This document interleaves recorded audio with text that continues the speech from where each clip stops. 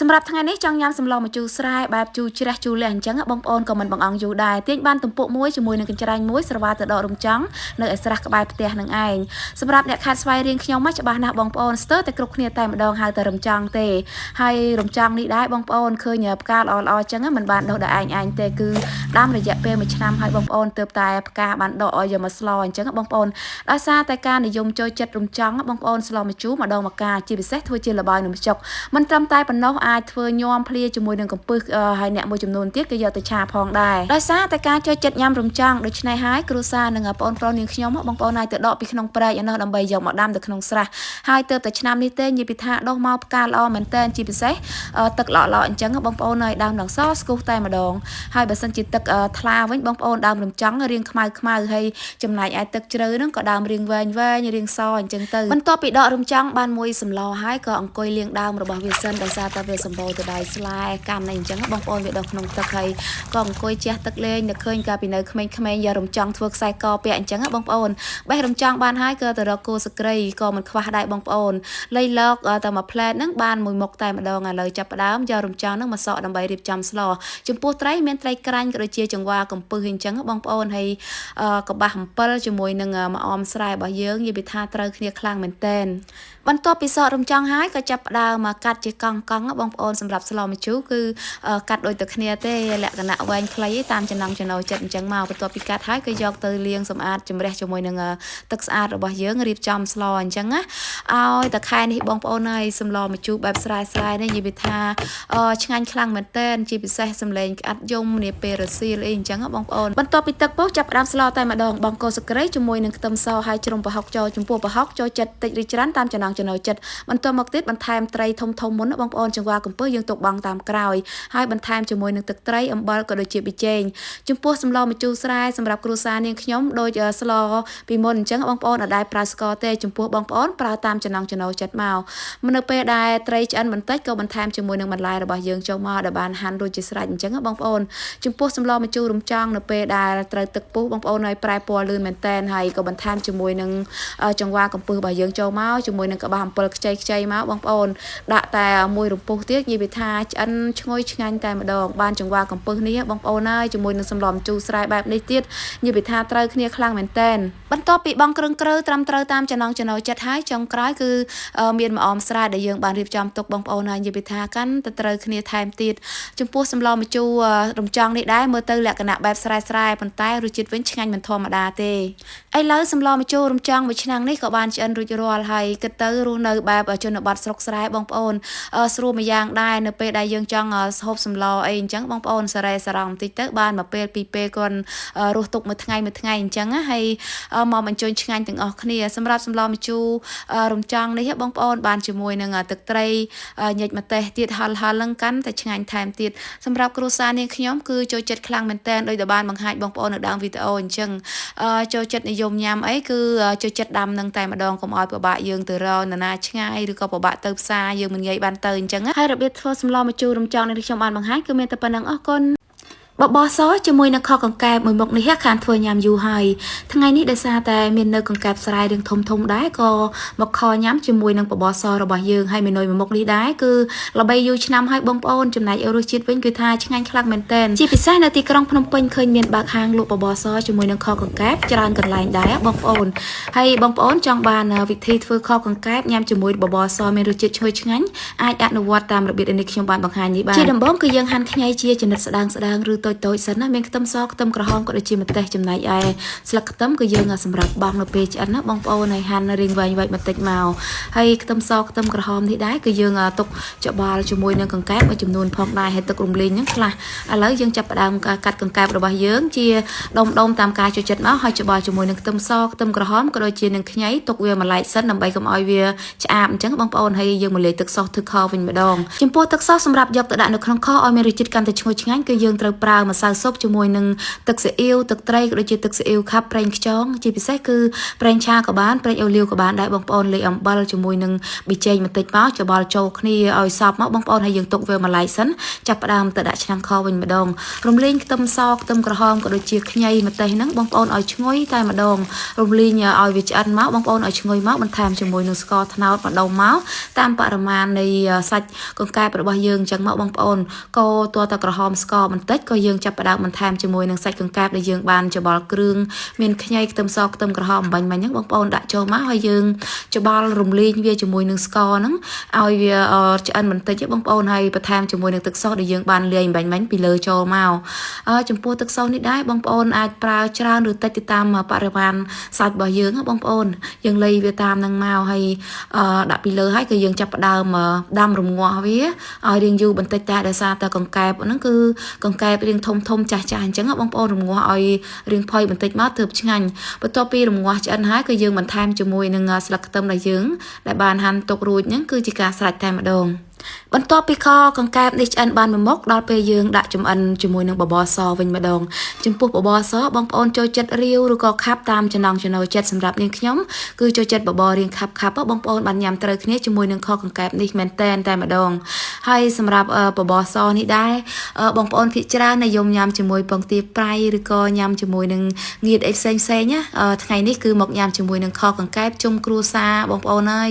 រសជាតិវិញគឺឆ្ងាញ់ប្លែកដោយសារតែកង្កែបជាកង្កែបស្រែដែលយើងខមានរសជាតិឈ្ងុយឆ្ងាញ់អញ្ចឹងបងប្អូនអស់មួយទៀបហើយដាក់មួយទៀបទៀតតែម្ដងមកកូនឆ្នាំងនេះញ៉ាំតែមួយផ្លែតចង់អស់បងប្អូនដោយសារតែមានរសជាតិឈ្ងុយឆ្ងាញ់ហើយខានញ៉ាំយូរហើយទោះតែមានកង្កែបស្រែបែបនេះទើបធ្វើញ៉ាំអញ្ចឹងណាហើយរបៀបធ្វើខកង្កែបញ៉ាំជាមួយនឹងបបរសដែលនេះខ្ញុំបានបង្ហាញថ្ងៃនេះក៏បានដល់ទីបញ្ចប់អរគុណជម្រាបលា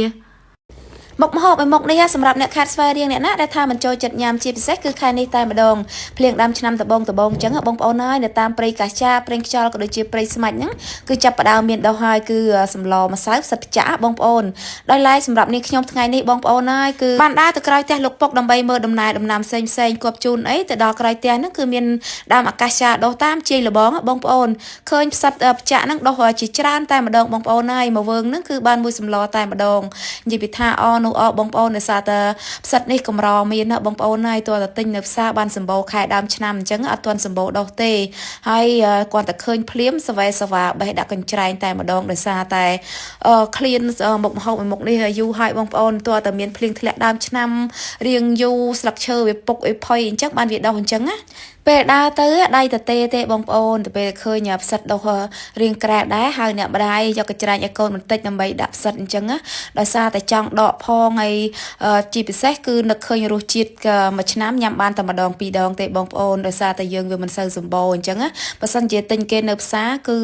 សម្បល់របស់វាគឺរៀងជាប់អីអញ្ចឹងញ៉ាំមិនឆ្ងាញ់ដូចយើងដកខ្លួនឯងអញ្ចឹងទេបងប្អូនហើយបន្ទាប់ពីដកបានមួយកូនកញ្ច្រែងមកសម្លល្មមគឺ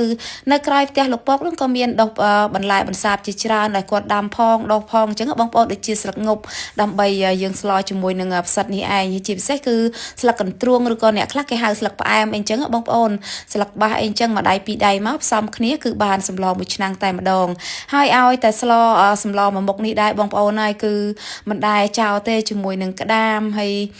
ជាពិសេសគ្រឿងរបស់វាគឺស្លឹកគ្រៃតែម្ដងជាមួយនឹងអង្ករដែលយើងបានត្រាំត្រៀមនឹងបុកសម្រាប់ធ្វើ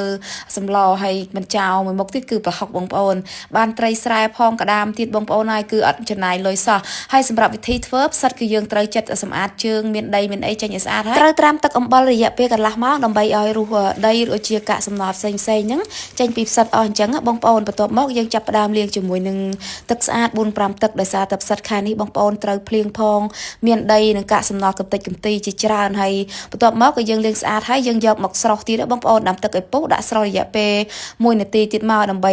ឲ្យជ្រុះដីនឹងបន្ថែមទៀតឲ្យជាពិសេសគឺកាត់ជាតិល្វីងផងដែរបន្ទាប់ពីស្រស់រយៈពេលប្រហែលជា1នាទីយើងត្រូវស្រង់ហើយលាងសម្អាតជាមួយនឹងទឹកស្អាតម្សៅទៀតបងប្អូនរួចហើយយើងទុកឲ្យវាស្រស់ទឹកសិនទៅងាកមកធ្វើគ្រឿងវិញម្ដងសម្រាប់គ្រឿងម្សៅបុកនេះដែរគឺយើងត្រូវប្រើស្លឹកគ្រៃបងប្អូនហាន់ឲ្យល្អិតមកបន្ទាប់ទៀតយើងបុកឲ្យម៉ត់សិនណាមុននឹងដាក់អង្ករចូលដើម្បីបុកធ្វើជាម្សៅបងប្អូនសម្រាប់អង្ករយើង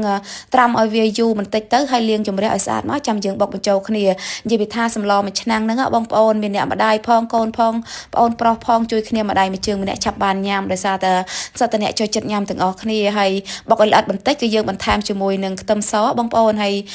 យើងបុកបន្ថែមឲ្យល្អិតទៅសម្រាប់នាងខ្ញុំគឺប្រើសាច់ជ្រូកមួយចំនួនផងដែរដើម្បីឲ្យមានរសជាតិឈ្ងុយឆ្ងាញ់បន្ទាប់មកដាំទឹកឲ្យពុះចាប់ផ្ដើមស្លតែម្ដងជាដំបូងគឺត្រូវជ្រុំប្រហុកសិនបងប្អូនហើយគឺចូលចិត្តប្រហុកចាស់អីដាក់ឲ្យរាងក្រៅបន្តិចក៏ឆ្ងាញ់ដែរបងប្អូនហើយបន្ថែមជាមួយនឹងសាច់ជ្រូកចិញ្ច្រាំលេខខ្លាញ់តិចមកហើយបន្ថែមត្រីដែលយើងបានរៀបចំទុកជាស្រេចណាបងប្អូនហើយកូរបន្តិចទៅដើម្បីឲ្យសាច់ជ្រូកក៏ដូចជាត្រីរបស់យើងនឹងឆ្អិនបានល្អហើយបន្ទាប់ទៀតហ្នឹងគឺយើងបន្ថែមជាមួយនឹងម្សៅបុកបងប្អូននិយាយថាក្លិនឈ្ងុយមែនតែនដាក់ចំនួនពាក់កដាលសិនមកបងប្អូនហើយយើងយកទឹកសម្លដែលយើងបានដាំពុះបាញ់មិញហ្នឹងគឺដាក់ចូលនៅក្នុងត្បាល់មកដើម្បីលាយជាមួយនឹងម្សៅឲ្យទឹកសម្លរបស់យើងហ្នឹងកាន់តែខាប់ឈ្ងុយឆ្ងាញ់ផែមទៀតដាក់ម្សៅបុករួចហើយក៏យើងកូរឲ្យសព្វហើយក៏បន្ថែមជាមួយនឹងគ្រឿងមួយចំនួនដូចជាទឹកត្រីប៊ីចេងស្ករនិងម្សៅស៊ុបបងប្អូនហើយដួសផ្នែកពពុះចោលហើយយើងរងាស់ឲ្យឆ្អិនកាន់តែល្អបន្ថែមទៀតទៅក៏បន្ថែមជាមួយនឹងផ្សិតដែលយើងបានស្រុះទុកអំបញ្ញមិញនឹងឯងហើយយើងកូរវាទុកឲ្យវាពុះសិនណាបងប្អូនមករំពុះហ្នឹងក៏ចាប់ផ្ដើមបន្ថែមជាមួយនឹងបន្លែភាសាបមានពីរវិមុខដូចជាស្លឹកងប់ស្លឹកផ្អែមនិងស្លឹកបាសចូលតែម្ដងហើយយើងកូរវាមកគឺថាឈ្ងុយឆ្ងាញ់មែនតើជាពិសេសបានញ៉ាំដបងខែដើមឆ្នាំនេះទៀតបងប្អូនហើយមិនងាយរកបានទេបាននៅផ្សារក៏សម្បូរលក់ដែរប៉ុន្តែលក្ខណៈរាងជាំរលួយអីអញ្ចឹងបងប្អូនហើយតម្លៃវិញក៏ថ្លៃគួរសមដែរសម្លមួយឆ្នាំងនេះអត់ចំណាយលុយទេបងប្អូនហើយត្រីស្រែគឺយើងរកបានទុកនៅក្នុងទូស្រាប់អញ្ចឹងមកហើយជាមួយនឹងក្តាមក៏រកបានដែរបងប្អូនជាពិសេសជាមួយនឹងផ្សិតដែលដុះនៅក្រោយផ្ទះទៀតអត់បានចំណាយលុយសោះឥឡូវក៏ឆ្អិនរួចរាល់ផងដែរបានមុខម្ហូបមួយមុខនេះញ៉ាំបងប្អូនហើយនិយាយពីថាបាយកោសឆ្នាំងតែម្ដងមានម្ទេសចុចហិលជាមួយនឹងទឹកត្រីទៀតរឹតតែពិសេសថែមទៀតសម្រាប់សម្លម្សៅផ្សិតចាក់នេះដែរបងប្អូនអ្នកខេត្តស្វាយរៀងខ្ញុំនិយមចូលចិត្តញ៉ាំមែនតែនប្រៀបដូចជាសម្លប្រចាំខេត្តហើយបងប្អូនហើយបានញ៉ាំអញ្ចឹងនិយាយថាបាយកោសចានតែម្ដងបងប្អូនហើយរបៀបស្លម្សៅផ្សិតចាក់របៀបអ្នកស្វាយរៀងខ្ញុំបានបង្ហាញគឺមានតែប៉ុណ្្នឹងអរគុណបងប្អូនសម្រាប់ការតាមដានទស្សនាចេះរូបមន្តមួយមុខនេះប្រកាសជាពុកម៉ែបងប្អូនលែងទុកផ្លែល្វាឲ្យទុំជ្រុះលើដីទៀតហើយនិយាយថានៅផ្ទះបងប្អូនហើយពីមុនមានផ្លែល្វា2ដើមក្រោយផ្ទះអ្នកម្ដាយទុំជ្រុះចោលតែម្ដងបន្ទាប់ពីដឹងថាល្វាអាចជ្រក់បានយ៉ាងឆ្ងាញ់នាងខ្ញុំឲ្យតែមានផ្លែខ្ចីគឺជ្រក់បញ្ចេះដែរទេបងប្អូនថ្ងៃនេះនាងខ្ញុំនឹងមកបង្ហាញពីរបៀបជ្រក់ផ្លែល្វាឲ្យមានរសជាតិឈ្ងុយឆ្ងាញ់ដែលបងប្អូនយើងធ្លាប់តែទុកឲ្យជ្រុះចោលអញ្ចឹងណាឥឡូវកំពុងតែបេះផ្លែល្វានិយាយថាល្អមែនតើបងប្អូនហើយនៅផ្ទះអ្នកម្ដាយមាន2ដើមផ្លែខួបប្រាំងខួបភាសាទាំងឆ្កោមតែម្ដងហើយសម្រាប់ផ្លែល្វាយើងបេះយករឹងខ្ចីបងប្អូនបានជ្រក់ទៅឆ្ងាញ់នៅសាច់ហាប់ណែនឥឡូវយើងមកមើលគ្រឿងផ្សំគោលវិញម្ដងគឺមានគល់ស្ក្រៃក៏ដូចជារំដេងហើយគ្រឿងផ្សំបន្ទាប់ទៀតមានជាមួយម្ទេសក៏ដូចជាខ្ទឹមសចំពោះក្រូចឆ្មាគឺយើងប្រើសម្រាប់ដាក់នៅក្នុងទឹកដើម្បីកាត់ជ័រផ្លែល្វាបងប្អូននៅពេលដែលយើងកាត់វាជាពីរហើយយើងដាក់ទឹកក្រូចឆ្មានៅក្នុងទឹកហើយយើងត្រូវកាត់ផ្លែល្វារបស់យើងដែលខ្ចីហ្នឹងចាត្រាំជាមួយនឹងទឹកក្រូចឆ្មាដើម្បីឲ្យវាកាត់ជ័របានស្អាតបន្ទាប់ពីកាត់ផ្លែល្វារបស់យើងបានគ្រប់ចំនួនហើយឬក៏តាមបរិមាណដែលយើងត្រូវជ្រក់យើងត្រូវត្រាំជាមួយនឹងទឹកក្រូចឆ្មាមួយសន្ទុះសិនណាដើម្បីឲ្យវាកាត់ជ័របានស្អាតអញ្ចឹងបងប្អូនហើយយើងត្រាំទុកចោលយើងមកហាន់គល់ស្ក្រៃចំណែកឲ្យគល់ស្ក្រៃបងប្អូនហាន់រៀងបច្ឆាបន្តិចក៏បានដែរព្រោះมันតម្រូវឲ្យយើងបុកម៉ត់ទេបងប្អូនជាមួយនឹងរំដេងហាន់ល្អិតមកហើយយើងបុកបញ្ចូលគ្នាពីមុខហ្នឹងបងប្អូនហើយមិនម៉ត់ប្រមាណទេព្រោះអីជ្រក់មុខនេះខ្ញុំត្រូវការបុករៀងម៉ត់ល្មមទេអត់ម៉ត់ខ្លាំងទេបុកពីមុខនេះបញ្ចូលគ្នារៀងម៉ត់បន្តិចហើយក៏បន្ថែមជាមួយនឹងខ្ទឹមសក៏ដូចជានឹងម្ទេសផងដែរបន្ទាប់មកទៀតក៏យើងបុកបញ្ចូលគ្នាឲ្យម៉ត់ល្មមបងប្អូនហើយក៏យើងទុកវាសិនទៅក៏ចាប់ផ្ដើមយកផ្លែល្វាដែលយើងបានត្រាំទឹកជ្រោចឆ្មាហ្នឹងយកមកលាងជំរះជាមួយនឹងទឹកស្អាត2 3ទឹកសិនណាបងប្អូនដោយសារតែជ័ររបស់វាហ្នឹងគឺច្រើនមែនតើណាបងប្អូនបន្ទាប់ពីយើងលាងផ្លែល្វារួចហើយក៏ទុកឲ្យស្រស់ទឹកបន្តិចទៅងាកមកធ្វើទឹកត្រីដើម្បីជ្រក់វិញម្ដងចំពោះទឹកត្រីជ្រក់នេះដែរគឺនាងខ្ញុំប្រើទឹកត្រីមួយកូនចានចង្កឹះលាយជាមួយនឹងស្ករត្នោតមួយកូនវែកតូចចំណែកឯប៊ីចេងគឺកន្លះកូនវែកតូចនេះណាហើយលាយជាមួយនឹងទឹកស្អាតមួយកូនចានចង្កឹះបន្ទាប់មកទៀតក៏កូរឲ្យរលាយស្កររបស់យើងដាំនៅលើភ្លើងកូរឲ្យវាពុះបងប្អូនបន្ទាប់ពីពុះរួចមកក៏យើងលើកចុះទុកឲ្យវាក្តៅអ៊ុនងាយស្រួលក្នុងការជ្រក់ហើយចំពោះផ្លែល្វាបងប្អូនមុននឹងយកជ្រក់គឺយើងត្រូវលាយគ្រឿងដែលយើងបានបុកបំបាញ់មាញ់មាន ខ្ទឹមសជាមួយនឹងគល់ស្គ្រៃរំដេងជាពិសេសគឺម្ទេសនឹងឯង4មុខហ្នឹងបងប្អូនច្បល់ឲ្យសពចូលគ្នាតែម្ដងនិយាយពីថាគាត់តែច្បល់ហើយនិយាយពីក្លិនវិញគួរឲ្យចង់ញ៉ាំតែម្ដងណាបន្ទាប់ពីយើងច្បល់ផ្លែល្វាជាមួយនឹងគ្រឿងបុករួចមកក៏ចាប់ផ្ដើមដាក់ចូលកែវ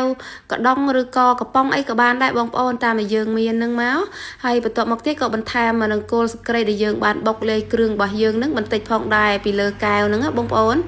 ពីលើផ្លែល្វាហ្នឹងហើយក៏ចាប់ផ្ដើមបន្ថែមជាមួយនឹងទឹកត្រីដែលក្តៅអ៊ុនៗដែលយើងបានដាំទុកបាញ់មិញហ្នឹងឯងចំពោះទឹកត្រីគឺយើងដាក់ម្លិចផ្លែល្វាទើបយើងក្របគម្របកែវរបស់យើងទុកបងប្អូនហើយសម្រាប់ជ្រក់ផ្លែល្វានេះដែរយើងទុករយៈពេល2យប់បានជូរជ្រះឆ្ងាញ់អញ្ចឹងបងប្អូនបន្ទាប់ពីនាងខ្ញុំទុករយៈពេល2យប់ហើយផ្លែល្វារបស់យើងក៏ក្លាយទៅជាជ្រក់ដ៏ឈ្ងុយឆ្ងាញ់តែម្ដងគ្រាន់តែបើកគម្របកែវភ្លៀងបងប្អូនហើយនិយាយពីថាឈ្ងុយពេញផ្ទះតែម្ដងហើយបាននិយាយពីរសជាតិរបស់គេវិញគឺជូរជ្រះហើយស្រួយខ្ញក់ពេញមាត់តែម្ដងជាពិសេសត្រូវគ្នាជាមួយនឹងងៀតគោងៀតក្របីឬងៀតត្រីអីក៏បានដែរបានអាជាក់ទៀតរឹតតែត្រូវគ្នាហើយបើបានបាយកកទៀតបងប្អូនរឹតតែពិសេសថែមទៀតប្រសិនបាននៅផ្ទះពុកម៉ែបងប្អូនមានផ្លែល្វាខ្ចីអីកុំទុកឲ្យទុំជ្រុះចោលបងប្អូនអាចយកមកធ្វើជ្រក់ញ៉ាំបានធានាថាឆ្ងាញ់ជាប់ចិត្តតែម្ដងអរគុណជម្រាបលា